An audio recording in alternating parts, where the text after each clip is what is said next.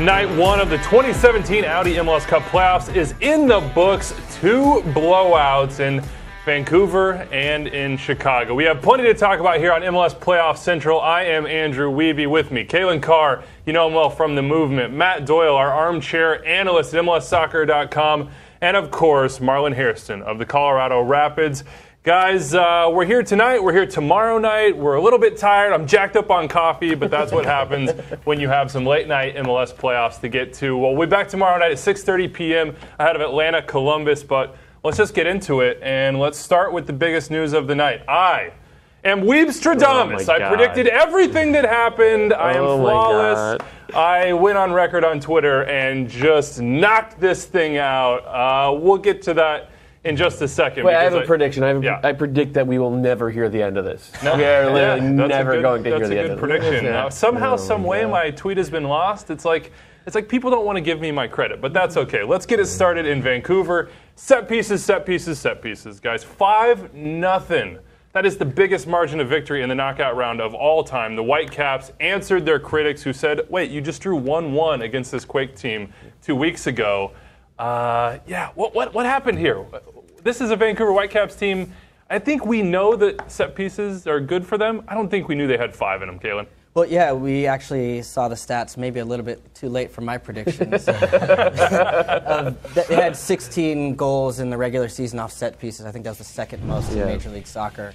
And to be honest, anytime they got around the goal, Marlon, you and I were like, they can't hold them down. Now, you thought it was just Waston, but Tony Chani, Gazal, Tim Parker, they've got a whole bunch of weapons consistent service from look at this. That's 2 guys on Kendall Waston. He's not even phased. He sticks the landing. I love that celebration, too.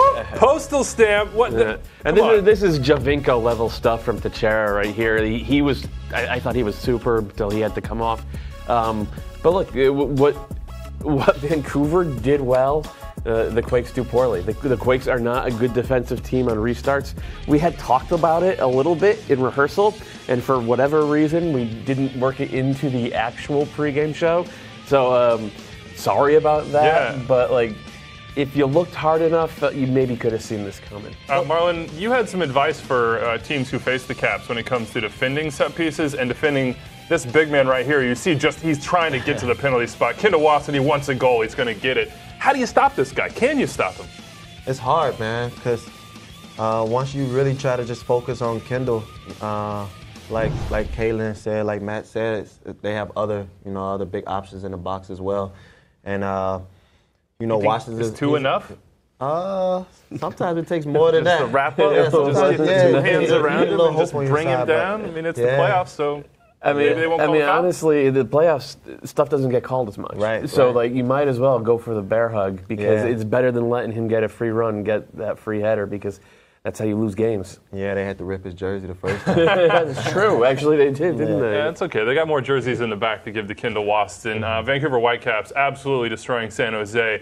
The Red Bulls doing the same to Chicago. We will get to that in just a little bit. Guys, when I see this Vancouver win, and we've had the back and forth with them on Twitter, and I've talked to them about what they can be at home, what they can be on the road, what they can be against other teams who are at the upper echelon of the Western Conference. I'm just going to be brutally honest. San Jose is not at the upper echelon of the Western Conference. That negative 21 goal differential, I know we talked about how it was kind of part and parcel of the way they played going for wins, but at the same time, they're leaky.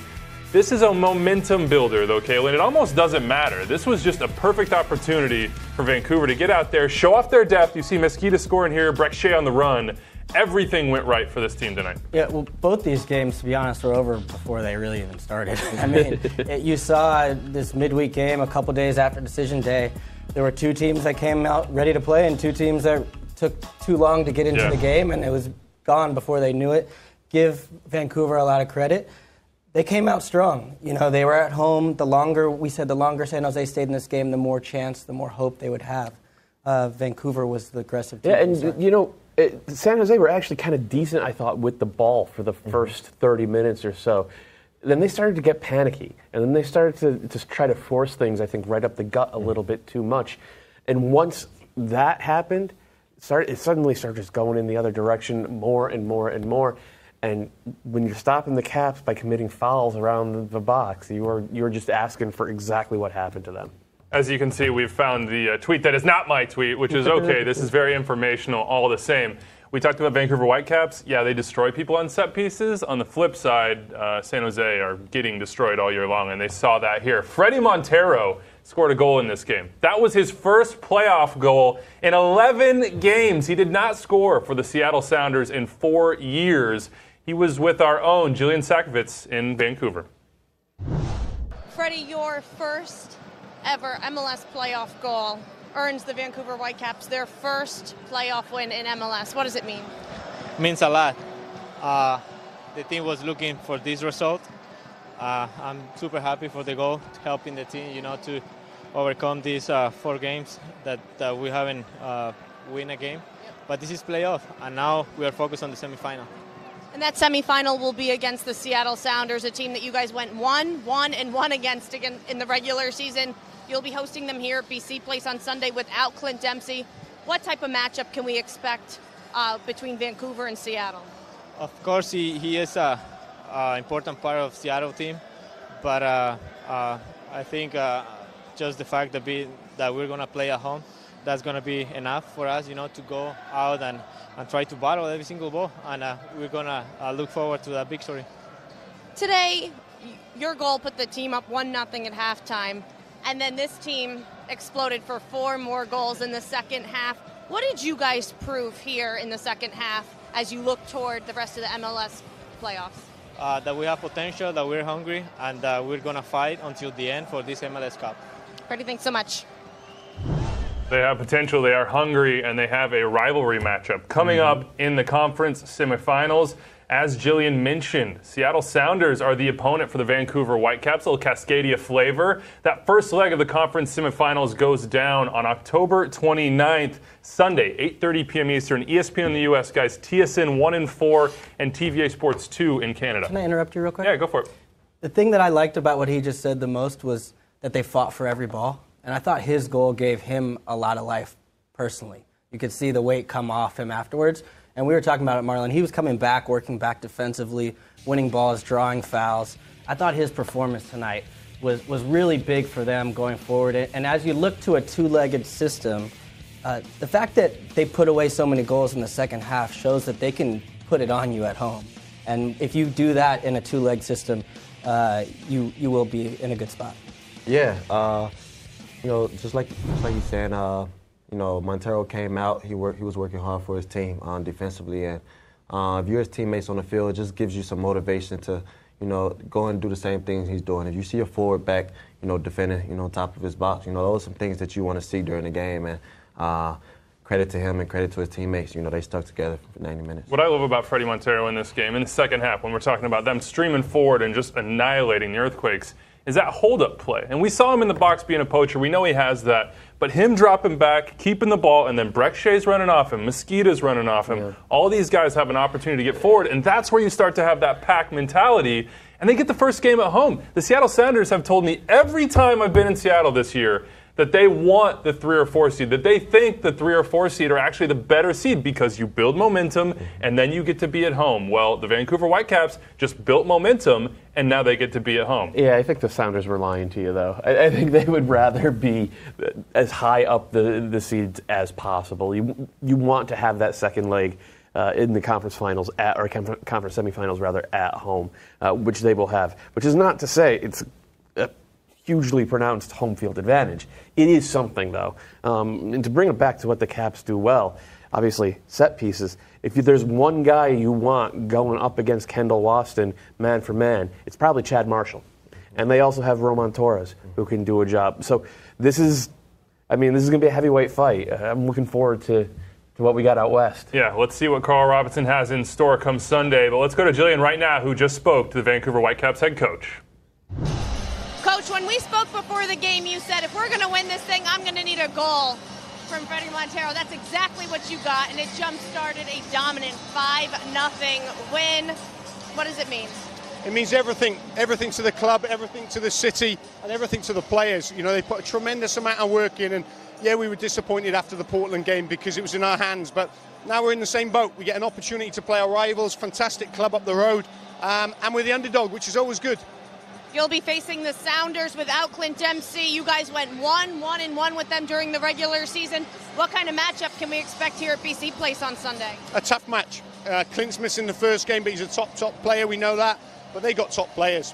They're the champs. You know, it's going to be a difficult two-legged series for us, but we're going to enjoy it. We're going to embrace it. We'll enjoy tonight. But I'm so happy for the guys. Coach, thanks so much. Thank you. Thank you, Jillian. Remember, Clint Dempsey suspended for the first leg.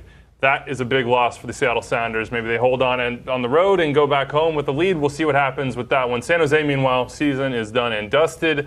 We kind of mentioned it, that they were overmatched a little bit. Marlon, how does this feel for them right now? I know you guys got to the conference finals last year, but there's got to be a sort of sense of emptiness after 1 and out in this case for this team. Yeah, they fought hard, at the end of the season to get into the playoffs. And to go out in this form, I'm sure they didn't want to go out 5-0. But, it's tough. But, give them credit. They did get in, find a way to get into the playoffs. But next couple of days, this 5-0 loss will probably hurt them a little bit. I think it'll hurt them all winter, to be honest with you. But you could tell that this is a team that's kind of in flux a little bit because it's a roster built by committee. Mm-hmm. They have a lot of pieces that are kind of like mismatched or overlapping and not necessarily complementary. And I think we saw that especially in central midfield because they had so many times where they would get the ball into good spots and then either the runs weren't there or someone was too hesitant to hit the pass. You can see what they want to do. I think you can see a little bit of what Chris Leach wants from this team, but they don't really have the personnel to pull it off. And when that happens in the playoffs, you get beat. Here's a big question for the Earthquakes in the offseason. What will happen with that head coaching position? Chris Leach there now, but there seem to be some rumblings that there could be something else that happens. We'll see. Jesse Fioranelli, of course, the man at the helm for San Jose. The bracket, it has been updated. Mine is spotless. I hope yours is doing well. And the MLS Bracket Challenge, as you can see, in the Western Conference, Seattle, Vancouver, Cascadia. We're still waiting to see who will advance between the Dynamo and Sporting KC. That's the nightcap on Thursday night. Remember, MLS Playoff Central will be back to break that down as well. Who will take on the Portland Timbers? And then out east, the New York Red Bulls. Just 4 of 18 teams now have pulled the upset on the road in the knockout round. The Red Bulls are the most recent, a 4-0 win against the Chicago Fire at Toyota Park. Let me interrupt real quick. Is now a good time to mention that Kalen picked San Jose and Chicago to win tonight? That's a great time. I was waiting for Your that. timing is impeccable, actually. Yeah. Yes. I appreciate your restraint. Waiting. Well, it's all about timing, Kalen. You got to wait till you have cues, you have checks. Somebody gets in your ear, they let you know when to talk trash. They never do find my tweet, okay? Let's get to Chicago and New York. This was a game that a lot of... Oh, thank you. See, I predicted it. Tyler Adams, Red Bulls go through. It turned out to be a 4-0 win for the Chicago Fire, for the New York Red Bulls guys. Chicago got it laid on them in the first 13 minutes. This is a Red Bulls team that had scored 4 goals in the first 15 all season long, second worst in MLS. Then they get 2 in the first 13, and as you said, Kalen, it's done and dusted. It's over from there, and this is an error by the goalkeeper, I think. He's got to do better. Yeah, he didn't stay big there. He didn't stay brave. Stu Holden ripped him on that FS1 broadcast, and Stu was absolutely right to do that. Matt Lamson has struggled the second half of the season, and that's something that I think the Fire are going to end up trying to address this offseason. Look, the Fire have struggled the second half of the season, period. They were so good into the All-Star break, one of those teams that was one of the best storylines in the league. This is just an outside back tearing somebody up, Marlon. I mean, Tyler Adams in this game, what'd you see? Yeah, I say all game. He had confidence to get forward, and defensively he was doing his due back in his defensive third also. But he has the confidence to take a player 1v1, gets a good cross, and Kleston was on the end of it in a great spot. I thought Adams and Lawrence got the better of Vincent and Polster all day. Yeah. They were able to get down the flanks. We talked a little bit about it being one in the middle of the midfield. I thought New York was better there, but they also, where this game was decided, was actually on the wings, those wing backs getting forward and putting in dangerous balls all day. Absolutely. Speaking of, I think I have you guys at the board right now. You guys have some tactical breakdown for us, so get over there. I just want to get a note for everybody else. Talking about the big boys for the Red Bulls, BWP, Kleston, Royer, Verone. That is a good indication of perhaps things to come for them. Take it away, guys. Yeah, Daniel Verone is the third. He actually informs a lot of the way the Red Bulls play. They have this pretty unique formation they use. It's a 3-3-3-1, and usually in any sort of formation, the wingers stay wide. Well, Sean Davis and Verone do not stay wide. They come pinch inside, and then that forces Kamar Lawrence on the left-hand side and Tyler Adams on the right-hand side to cover all of this ground. It's a ton of work for those two guys, but they did it superbly. Well, you see these guys interplay all the time as far as their intricate passing in the middle, but yeah, that really opens up a lot of space when they do get the ball. And so they get numbers up here, and it gives Sasha Kljestan a lot of options. And of course, when Sasha has options, he tends to know what to do with them. 17 assists, led the league for the second year in a row. But let's go back and look at that in action on that second goal for the Red Bulls. And you can see, here's the overlap from Tyler Adams. But notice the hold-up play. That was from Bradley Wright-Phillips. A lot of teams, when their number 9 drops that far off the front line, they're unable to get numbers into the box. But the Red Bulls, 1, 2, 3 guys making runs into the box so that when Adams does push forward and skins Brandon Vincent, puts a good low cross, that's a goal. But we could take a look from this other angle as well and appreciate the run from Mr. Sasha Kljestan. Yeah, you're right, exactly. BWP drops back a little bit, but Sasha fills that space where he has left him behind. And right now, actually, Chicago's in a pretty good spot. The ball goes wide. You obviously want to make sure you can handle all these guys in the box. But what ends up happening as the play develops, you can let it roll just a little bit forward here. Right there. Can you give me an arrow? You see Juninho takes a look for 1 split second towards the ball. At that moment, Sasha going straight in behind him, loses track. Just an instant. But then it's too late, 2-0. Yeah, it's a Chris Wondolowski goal. It's built from that formation they play. They're always able to get numbers in the box. Now, you guys showed me the positive there, and we saw it in this game. That I think you were dead on there, Caitlin. The fullback battle was won by the Red Bulls. I'm looking at the next round, and I'm saying Toronto FC are not going to be as vulnerable, and their outside backs, I think, are just as talented and have just as much free reign to go up and down. Show me how this might work against Toronto FC. How do you protect against that space in behind? Because that's where Hassler wants to go. That's where Justin Morrow wants to go.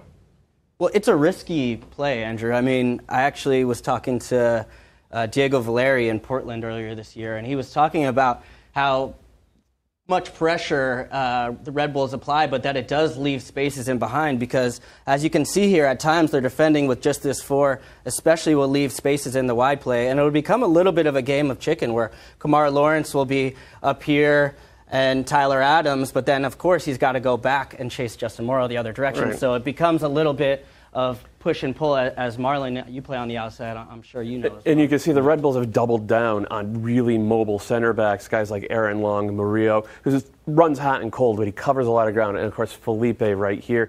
If the Red Bulls are to have a chance against Toronto FC, and I really think they do, Felipe is going to have to play about 180 minutes. I would add here is I thought Sean Davis, he didn't get on the score sheet tonight, but I thought he was tremendous. Yeah. He was able to track back as well to help cover with Felipe, but also got involved in the attack, was good on the turn. Him and Tyler Adams, you know, the 2 guys that are young guys having to step up in the playoffs, I thought were remarkable tonight. Yeah, it was a good night for the Red Bulls. By the way, we have Tyler Adams right now. He is with our own Susanna Collins. Let's hear that. Let's hear that now. All right, Tyler, we spoke before the game about the emotions heading into this one and taking the field for your first playoff game. Now that you got the win as the 6th seed on the road in the knockout round, how does it feel? Yeah, it feels good. I think that credit to the team. When you go 11 for 11 in performances, it's going to be hard to stop us. It was everyone fought as hard as they could, and we came up with the result. Sasha spoke about the aggression that you guys showed. What was it about the mentality of the team today that helped you execute the game plan so effectively? Yeah, like I said, I think the past couple of games we've been confident in ourselves. So, yeah, we let it all out on the field today. We put a game plan in place, and it ended up working well. You're now going to go on the road again, facing Toronto, the best team in the league, a historic team. Yeah. How do you keep this momentum going? What's going to be the key to beating them? Yeah, to continue to be fearless. I think that everyone in our team has built that into their game now and their personalities. And yeah, Toronto's a good team. We have to give credit to them. But at the same time, we can't give them too much credit. So we have to go in and we're going to have to battle. Enjoy this. Thank you. Thanks, Tyler. Guys? There's the pass. We love it from Tyler Adams, the baby-faced assassin. He's doing the interview there, and I'm just thinking, man, this kid's a teenager, and he's in the MLS Cup playoffs tearing people up. Congratulations to Adams. Congratulations to the Red Bulls. Their prize for this victory, as Sasha Kljestan said, the best team in MLS history, Toronto FC on the other side. They do get to host that opening leg of the conference semifinals. That will go down on Monday or Tuesday. Still waiting on times for that one. We've got to see what happens in that Atlanta-Columbus game that kicks things off on Thursday. Doyle, I'm going to start with you here because we started this postseason saying, I don't know about the Red Bulls. Like, yeah, they might be able to pull off an upset here, but the pressure's not on them, and the expectations aren't too high. And then you see them get in that huddle after the game, and you hear the words from Jesse Marsch, and you start to think, I don't know, maybe I can be convinced that this team could cause Toronto some trouble. I don't see why not. Because remember when Daniel Royer was healthy in July, they won something like 6 out of 7, and he was literally the player of the month. And then they lost him for 2 months, and they couldn't score. And then they got him back, and now they're good again. Like, it matters to have your best players healthy, and I think he's clearly a top 3 player on that team. The thing that I think would worry me if I was a Red Bulls fan, set pieces. They are not a good defensive team on set pieces, and while Toronto FC are not, I think, as dominant in that sense as Vancouver are, they know how to do some damage. So I think that, and look, TFC are going to be favorites no matter who they play, but the Red Bulls are not a normal 6th seed. 4-0 on the road is going to catch some attention up north. Yeah. You know? And I think what Sasha said after the game, right after the game, actually on the side of the field, calling Toronto FC the best team in MLS history was no accident. I think you'll be hearing a lot of that this week. And it goes back to what we're saying about the Red Bulls maybe playing a little bit of that underdog role. I think it'll suit them here, especially going up against the vaunted attack of teams. Yeah, Sasha is bristling with confidence. And I say bristling because I think he's got a little bit of a hard edge to him right now where he knows it's time to prove something. Susanna talked to him as well. Let's go out to Chicago for that interview. Thanks, guys. All right, Sasha, to come in here as a 6th seed, to get the win on the road in the knockout rounds, what does it say about the character of this Red Bulls team? Well, I think the pressure was off us a little bit, but I love the aggression that we had. We came out and we played like we were the home team. I said one thing to the team before I went out. I usually talk a lot before the game, but today I didn't really feel like it, and I said if we're going to go down, let's go down swinging. So what a performance tonight.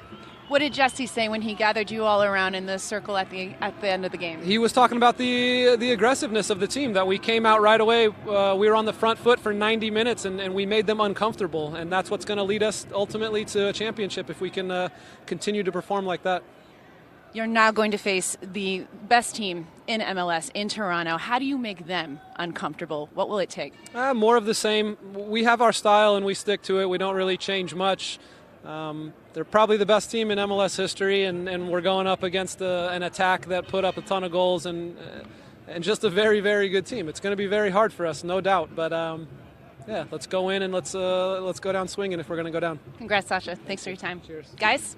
That's the words of a guy who's playing loose right now, and a team that's playing loose, 4-0, absolutely shellacked the Fire. We'll get to them in just one second, but I think everyone who watched this game noticed afterwards, guys, the Red Bulls getting together, shoulder to shoulder in a circle. Jesse Marsch giving them a little bit of a pep talk there. We were fortunate enough to get our camera in the mix. It was one of those moments that makes the MLS Cup playoffs so special. Some goosebumps from Jesse Marsch. Every guy, and the aggression part, right? That we reward ourselves for really going after the game without nerves, in a fearless manner, not worrying about anything, not looking back. That's what's going to continue to take us. Focus and concentration and aggressiveness from here on out, man. All right, we've set a high standard for ourselves. This is what we're going to be, and this is what's going to continue to take us where we want to go. Royce, on to the next one.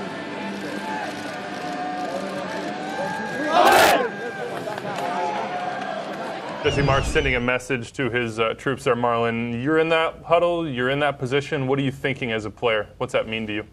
You instantly feel a sense of camaraderie. And, you know, in this stage of the season, you want to be able to have that sense, knowing that you're going out and you're fighting for your teammates and that everybody's going to sacrifice and leave it all on the line. And you can see tonight, New York had that. And, you know, Wright Phillips said after the game, you know, when Sasha Kljestan is playing well, New York Red Bulls are ultimately playing well. And For them to have any chance against Toronto FC, they're going to need their big players to step up. You've been on some teams that have gone a long way in the MLS Cup playoffs, all the way to MLS Cup. Did you feel that sort of togetherness within those Dynamo teams at that time? I'd want to be in the locker room. Like, it's cold, you just won. Why are they doing this on the field? I would like, get that parka. I'd be like, all right, coach, yeah, I'm all for the arm-in-arm thing, but can we go inside? Like, what's going on here? We get some hot tea. I think the Chicago Fire probably wanted to get inside at that point. This was embarrassing for the Fire. Yeah. There's no doubt about that. The third seed, Nelson Rodriguez, said before this game that they needed to prove it. They needed to do more than just get to the knockout round. They got there. They got worked over on their home field, Doyle. What went wrong? What happened here? This was a team that, like, June, July, we were saying, best team in MLS. Yeah, they got worked in central midfield. So because they were, I think, so thoroughly outplayed in central midfield, that allowed Adams on one side and Kamar Lawrence on the other side to dominate both flanks as well.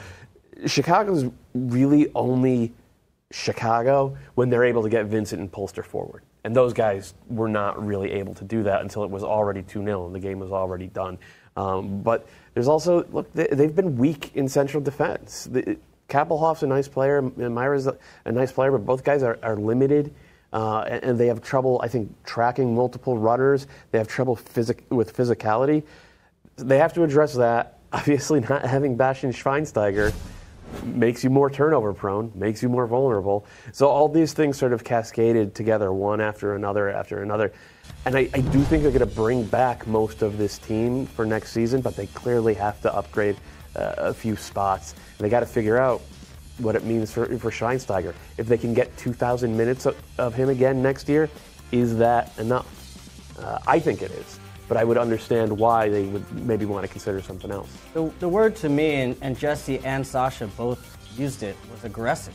Yeah. And there just lacked a sense of urgency with the Fire, from the way they closed out on the service to the way that Lampson came off his line. Yeah. It just seemed like the atmosphere in the stadium wasn't there. Just from the whistle, it just really wasn't there for them midweek Wednesday. Maybe a little bit of a hangover from their loss on decision day down in Houston.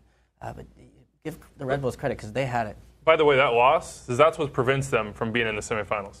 They win that game, they get a result, they could possibly jump up and not be in third. Did not get the result they wanted. I just want to establish this as we see Dax McCarty hugging it out with his former teammates here. This was a big story coming into this match, and I thought Dax was the best player on the field for the Fire. He did have it was a mistake on the third goal, but they were in a point at that instance of the game where you got to push forward and these things happen, but this is going to be one that's hard to swallow for him. Just some points on the Fire. Delu, a huge loss for them with injury. He provides depth. He helps set up Nikolic up top, who really didn't have chances in this game. You mentioned decisions. Bastian Schweinsteiger is one of them. David Accam did not. He's been was not the David Accam that we saw earlier in the year. He's been carrying a hip injury for the last couple of months, which has pretty obviously limited his effectiveness. Luis Soliniak had a nice start to the season, but he's gone cold in front of goal over the last couple of months as well. But I think he'll be back. I hope they try to bring Accam back because when he's on, there are few in the league as much fun to watch. They also have a couple of homegrowns who I think they should sign, a big center back out of Indiana and Cam Lindley, a really classy central midfielder out of North Carolina. So they have answers from within, but I think another big DP number 10 is going to come for this team. I know Nelson and Dax both said that the playoffs wasn't good enough, but when you look at where they are today compared to where they were a year ago, you've got to say they're in a much better spot. Absolutely. Yep, I think they got a foundation to build on. That's all we have for you tonight. The coffee is wearing off, folks. We know it is late on the East Coast. West Coasters, thank you for sticking with us. 9 goals on night 1 of the 2017 Audi MLS Cup playoffs, 4 in Chicago, 5 in Vancouver, setting up some juicy matchups in the conference semifinal round. Marlon Hairston, thank you so much for joining us. Don't go anywhere, though, because you'll be back here tomorrow. 6:30 p.m. It starts tomorrow. And then, of course, we have the big game there in Atlanta. Should be a packed house at Mercedes-Benz Stadium for Atlanta United and Columbus Crew SC. And then the nightcap, Houston hosting Sporting Kansas City. MLSsoccer.com is your place for all the analysis. The MLS app is the place where you can sneak all the scores and get the notifications right in your pockets. And of course, we'll be back. Stick with us. Thank you so much for joining us, everybody. Hope you enjoyed the first night of the 2017 Audi MLS Cup playoffs.